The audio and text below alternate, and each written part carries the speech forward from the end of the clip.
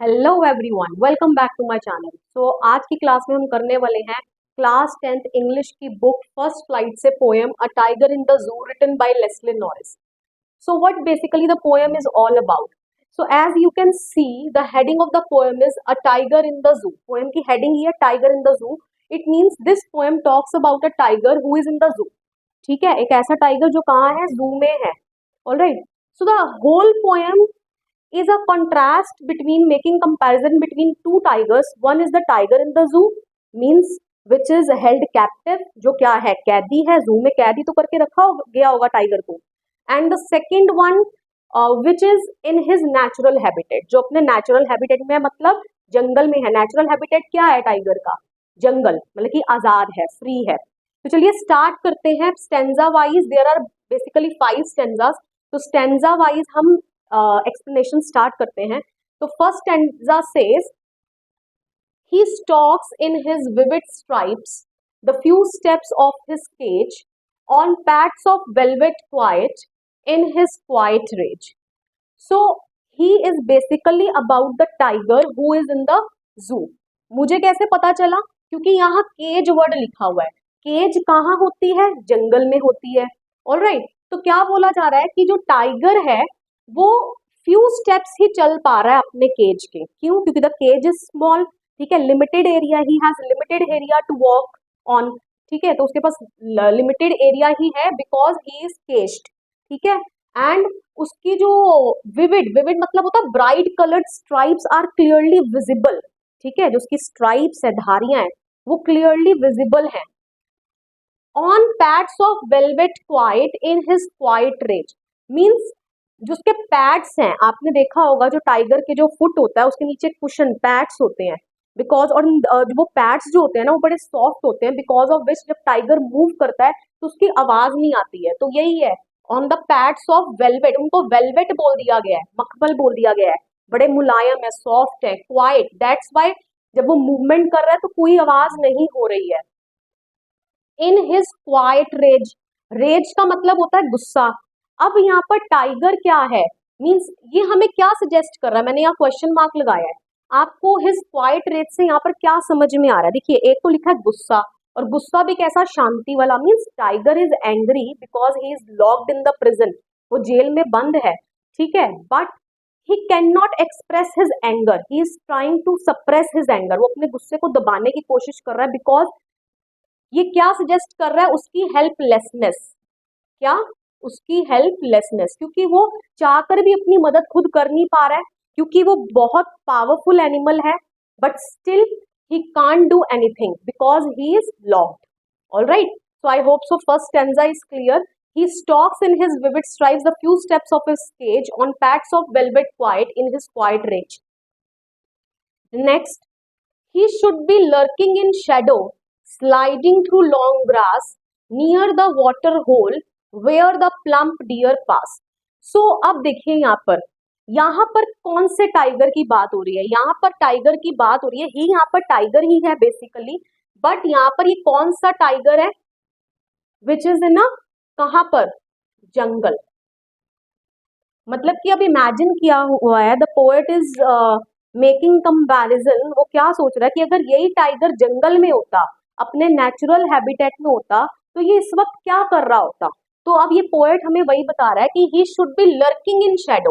Lurking का meaning है remaining hidden so as to wait in ambush. Ambush मतलब surprise attack करना. Tiger आप देखते हो, आप डिस्कवरी चैनल में भी देखते हो, तो टाइगर क्या करता है? छुपके से जाता है, स्टिल्थली, बड़े धीरे धीरे, एंड सरप्राइज एकदम से अटैक कर देता अपने प्रे के ऊपर. ठीक है, तो पोएट यहाँ पर यही कह रहा है कि वो अभी छुपा होता.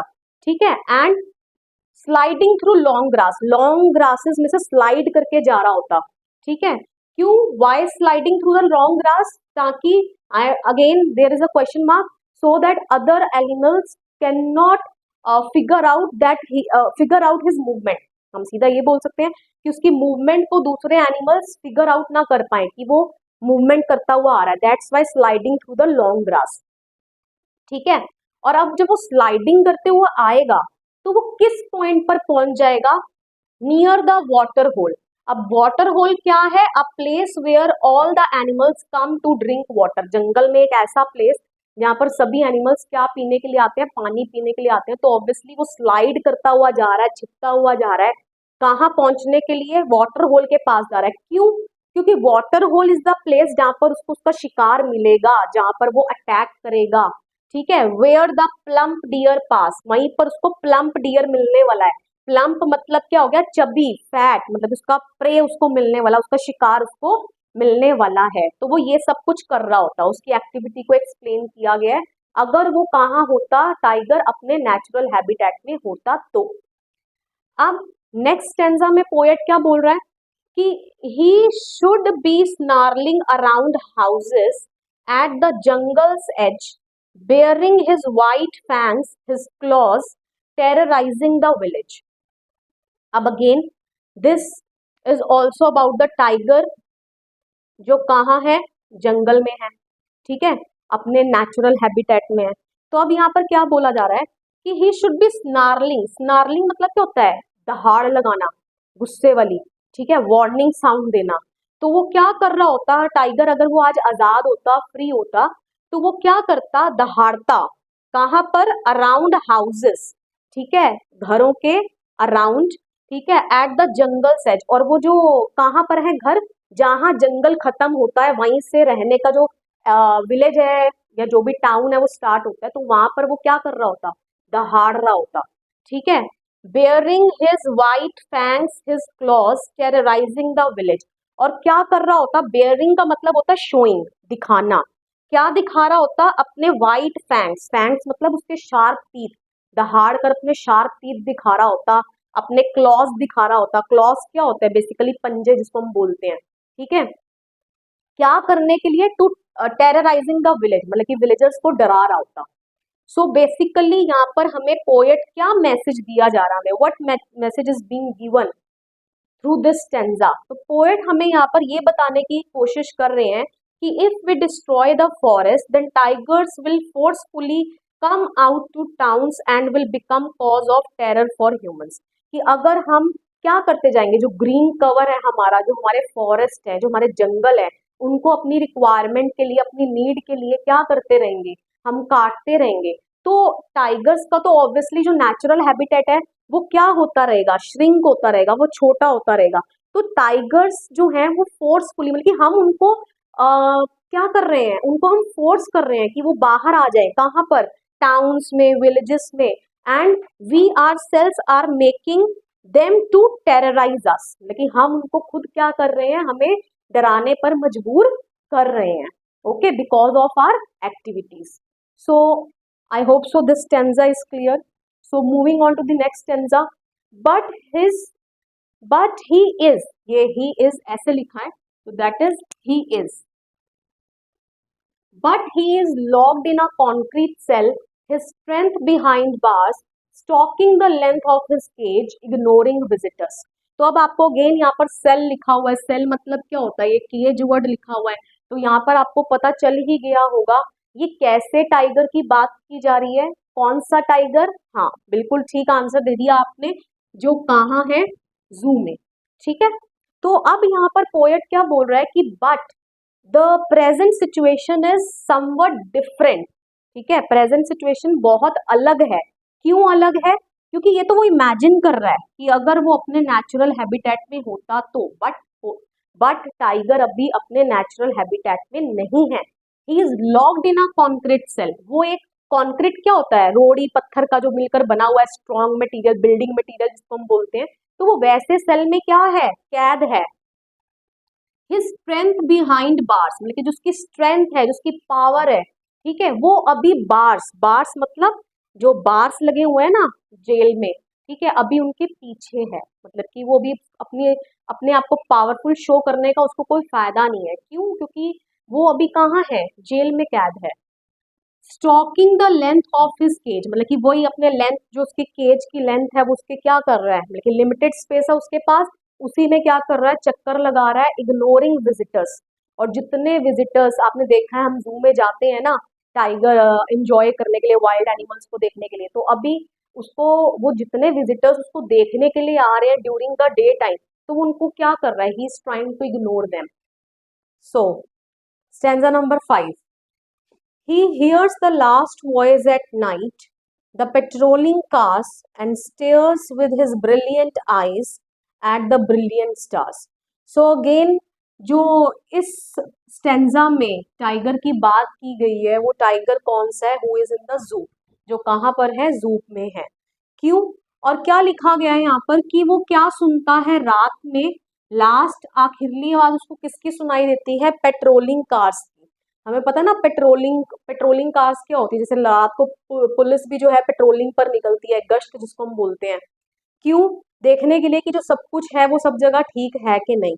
तो पेट्रोलिंग का यहाँ मैंने मीनिंग लिख दिया, to keep watch over an area by regularly travelling around it. ठीक है। And stares with his brilliant eyes, brilliant मतलब अपनी चमकती आंखों से देख रहा है at the brilliant stars. Stare मतलब एक टक लगाए किसी एक चीज को घूरते रहना, देखते रहना। तो यहाँ पर वो टाइगर भी जो है अपनी चमकती हुई आंखों से देख रहा है। किसको देख रहा है? ब्रिलियंट स्टार्स को देख रहा है, चमकते हुए तारों को देख रहा है।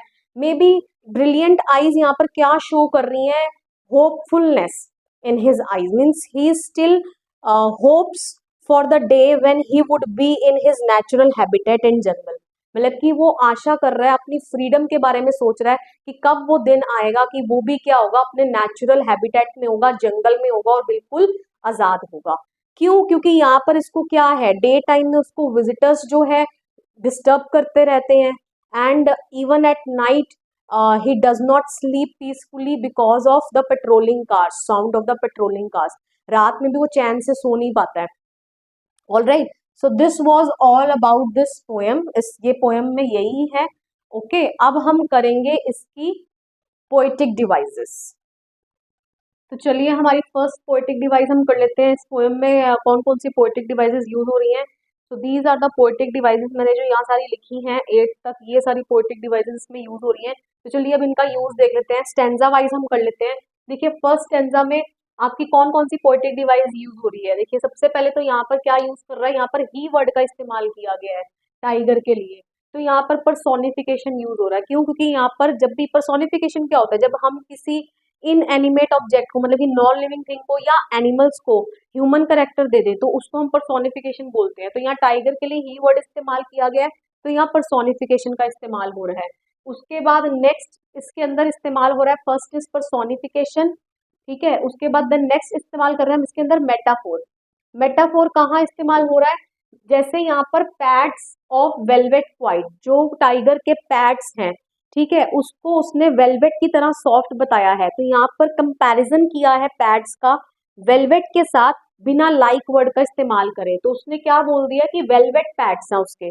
ठीक है, तो लाइक वर्ड का इस्तेमाल नहीं किया, तो कंपैरिजन किया विदाउट यूजिंग लाइक वर्ड। तो यहाँ पर मेटाफोर इस्तेमाल हो रहा है। Next is oxymoron. ऑक्सीमोरन मतलब क्या होता है? Oxymoron is use of two opposite adjectives. तब हम दो ऑपोजिट एडजेक्टिव्स का इस्तेमाल करते हैं। जैसे देखिए इस लाइन में यहाँ पर क्या है? Quite rage. रेज मतलब क्या होता है? गुस्सा होना। ठीक है, एंड क्वाइट मतलब क्या होता है? शांत रहना। तो गुस्से में कोई कैसे शांत रह सकता है? तो दो ऑपोजिट क्या है? चीजें हैं ये। ठीक है, दो ऑपोजिट वर्ड्स हैं, दो ऑपोजिट एडजेक्टिव्स, तो इसलिए यहाँ पर क्या इस्तेमाल हो गया आपका? Oxymoron. Okay, and next is क्या इस्तेमाल हो रहा है इस स्टेंजा में? एजोनेंस। एजोनेंस क्या होता है? Repetition of vowel sound with in words. मतलब कि आपको वॉवल साउंड की रेपिटिशन जब देखने को मिले एक विद इन द वर्ड्स। ठीक है, तो देखिए फर्स्ट लाइन में देखिए, he stalks in his vivid stripes. तो देख लीजिए आई साउंड यहाँ पर क्या हो रही है? ठीक है, विद इन द वर्ड्स क्या हो रही है? वॉवल साउंड रिपीट हो रही है। So this is the example of assonance. Alright, so these are the poetic devices used in stanza 1। चल मूव ऑन करते हैं स्टेंजा 2 पर। स्टेंजा 2 में सबसे पहले आपका इंजैबमेंट यूज हो रहा है। इंजैबमेंट हमें पता है क्या है? इंजैबमेंट इज, जब मैंने आपको लास्ट पोएम में भी बताया था, जब एक देखिए यहाँ पर ग्रास के पीछे कोई क्या है? पंक्चुएशन मार्क नहीं है, होल के यहाँ कोई पंक्चुएशन मार्क नहीं है। तो इन दोनों लाइनों, इस लाइन से आइडिया ट्रांसफर हुआ नेक्स्ट लाइन में, देन यहाँ से ट्रांसफर हुआ नेक्स्ट लाइन में, यहाँ पंक्चुएशन मार्क है। तो जब एक आइडिया दूसरी लाइन में कंटिन्यू करता है विदाउट एनी पंक्चुएशन मार्क, उसे हम क्या बोलते हैं? एंजैबमेंट। तो this is the example of enjambment. Next is alliteration. Alliteration क्या होता है? Repetition of initial consonant sound. ठीक है, जो स्टार्टिंग इनिशियल ऑफ स्टार्टिंग का जो वर्ड होता है कॉन्सोनेंट साउंड जब रिपीट होती है नियरली प्लेस्ड वर्ड्स में, उसको हम एलिट्रेशन बोलते हैं। तो देखिए यहाँ पर क्या है, प्लम्प, डियर, पास। तो देख लीजिए जो स्टार्टिंग का वर्ड है पी पी और बहुत रिपीट हो रहा है और बहुत ही पास ये वर्ड्स क्या है, प्लेस्ड है। नेक्स्ट क्या है, इमेजरी। इमेजरी मतलब जब आप पोएट अपने लाइंस के थ्रू एक इमेज क्रिएट करने की कोशिश करे रीडर्स के माइंड में, तो यहाँ पर पोएट जो है रीडर्स के माइंड में इमेज क्रिएट करना चाह रहा है कि he should be lurking in shadow, sliding through long grass. तो यहाँ पर जब रीडर्स जो है जब पढ़ेंगे तो वो इमेजिन करेंगे कि जो टाइगर है वो जंगल में ग्रास के बीच में से स्लाइड करते हुए निकल रहा है। ठीक है, तो यहाँ पर क्या यूज हो रहा है, imagery. And in the same way imagery यहाँ पे पर भी यूज हो रहा है, जैसे he stalks in his vivid stripes the few steps of his cage. तो यहाँ पर भी जैसे मैं ये दो लाइनें पढ़ रही हूँ मेरे माइंड में एक इमेज क्रिएट हो रही है कि जो टाइगर है वो अपनी केज में क्या कर रहा है, ठीक है, उसके फ्यू स्टेप्स जो है वो ले रहा है, मतलब चल रहा है उस केज के अंदर। सो अगेन यहाँ पर इमेजरी को भी हम यूज कर रहे हैं। ठीक है, so this was all about stanza 2। बढ़ते हैं स्टेंजा 3 पर। स्टेंजा 3 में आपकी जो पोएटिक डिवाइस यूज हो रही है that is first one is assonance.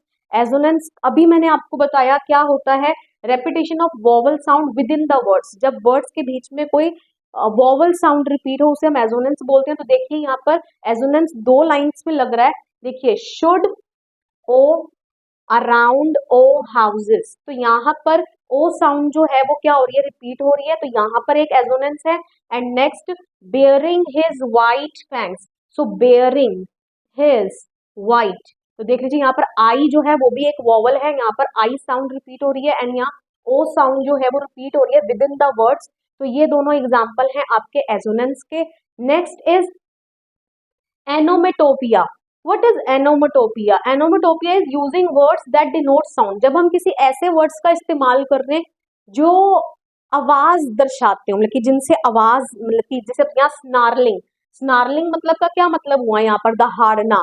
तो जैसे ही मैंने स्नार्लिंग वर्ड यूज करा तो यहाँ शेर के दहाड़ना मुझे पता चल रहा है। दहाड़ क्या है, जब दहाड़ेगा शेर तो आवाज निकलेगी। तो यहाँ पर ये क्या यूज हो गया, एनोमोटोपिया। तो स्नार्लिंग वर्ड जो है वो एनोमोटोपिया है। बढ़ते हैं नेक्स्ट स्टेंजा की ओर। ही इज, यहाँ पर यूज हो रहा है एजोनेंस अगेन।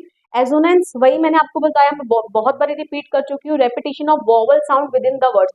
जब वोवल साउंड किसी सेंटेंस में वर्ड्स के बीच में रिपीट होती है, यहाँ पर देख ली ई साउंड जो है वो रिपीट हो रही है। ठीक है, he is locked in a concrete cell. तो देख लीजिए ई साउंड जो है वो रिपीट हो रही है। तो this is the example of assonance. And next is alliteration. Alliteration मतलब जब स्टार्टिंग के वर्ड्स में जो कॉन्सोनेंट साउंड जो है वो रिपीट होती है। तो यहाँ मुझे कहाँ देखने को मिल रहा है एलिट्रेशन, ये देख लीजिए बिहाइंड बार्स। तो दोनों का स्टार्टिंग लेटर जो है वो क्या है, सेम है। तो ये क्या किसका एग्जाम्पल है, एलिट्रेशन का। तो चलिए मूविंग ऑन टू द, देखिए यहाँ पर एक एजोनेंस यहाँ पर भी लग रहा है, इग्नोरिंग विजिटर्स। तो यहाँ पर एक एग्जाम्पल एजोनेंस, यहाँ पर एजोनेंस, यहाँ पर भी लग रहा है। ओके, सो नेक्स्ट स्टेंजा की ओर बढ़ते हैं। नेक्स्ट स्टेंजा में आपका अगेन क्या इस्तेमाल हो रहा है, एलिट्रेशन। एलिट्रेशन वही जब स्टार्टिंग के वर्ड्स में सेम साउंड आए तो ही हियर्स। देख लीजिए, तो ये किसका एग्जाम्पल है, एलिट्रेशन का। And next assonance. एजोनेंस का मतलब मैंने अभी आपको बताया, जब वोवल साउंड रिपीट हो विद इन द वर्ड्स। ठीक है, तो यहाँ पर कहाँ पर इस्तेमाल हो रहा है एजोनेंस, देखिए देख लीजिए, विद हिज ब्रिलियंट। ठीक है, तो यहाँ पर देख लीजिए आई साउंड जो है वो रिपीट हो रही है। तो ये किसका एग्जाम्पल है, एजोनेंस का एग्जाम्पल है। तो आई होप सो सभी पोएटिक डिवाइसेस आपको क्लियर हैं। अब हम बढ़ते हैं राइमिंग स्कीम की ओर। सो पूरी जो पोयम है आपकी, इस पूरी पोयम में सभी स्टैंजास की राइमिंग स्कीम सेम है, that is ABCB। Rhyming scheme कैसे जज करते हैं मैंने आपको प्रीवियस वीडियो में भी बताया, लेकिन फिर भी हम एक बार दोबारा से कर लेते हैं। आपने लास्ट लेटर की जो साउंड आ रही है उसको देखना है। स्ट्राइप्स, ए दे दिया मैंने इसको लेटर, केज बिल्कुल अलग है इस साउंड से, B quiet, C and rage, rage cage दोनों सेम है, तो इसको मैंने ए लेटर दे दिया। तो क्या बन गई राइमिंग स्कीम, ABCB। अब अगेन यहाँ पे shadow A, grass B, hole C, pass grass से मैच कर रहा है अगेन बी, तो ABCB। Okay, next again houses A, H B, claws C, village H, village तो अगेन बी, तो again A B C B, okay. And next is cell, A, bars, B, cage, C, visitors, bars, टर्स, तो दोनों same sound है, B, again A B C B. Next is night, A, cars, B, ice, C, stars, C, cars stars, ये दोनों rhyme कर रहे हैं तो इसको मैं बी दूंगी, सॉरी। तो ए बी सी बी, तो देख लीजिए सभी स्टैंडर्ड्स की जो आपकी राइमिंग स्कीम है वो क्या आ रही है, A B C B. So I hope ये आपको पोएम की explanation plus rhyming scheme, poetic devices, all the things are clear. अब आपके 5 में से 5 नंबर पूरे हैं। बहुत बारी इस पोएम में से क्वेश्चन जो है बोर्ड एग्जाम में पूछे जाते हैं। So this brings us to the end of this video. मिलेंगे नेक्स्ट वीडियो में जहां हम करेंगे इसी बुक का नेक्स्ट चैप्टर। और वीडियो पसंद आया हो वीडियो को लाइक करिए, शेयर करिए, कमेंट कर बताइए वीडियो आपको कैसा लगा, एंड डू मेरे चैनल को सब्सक्राइब जरूर करिएगा। मिलते हैं नेक्स्ट वीडियो में, टिल देन बाय बाय।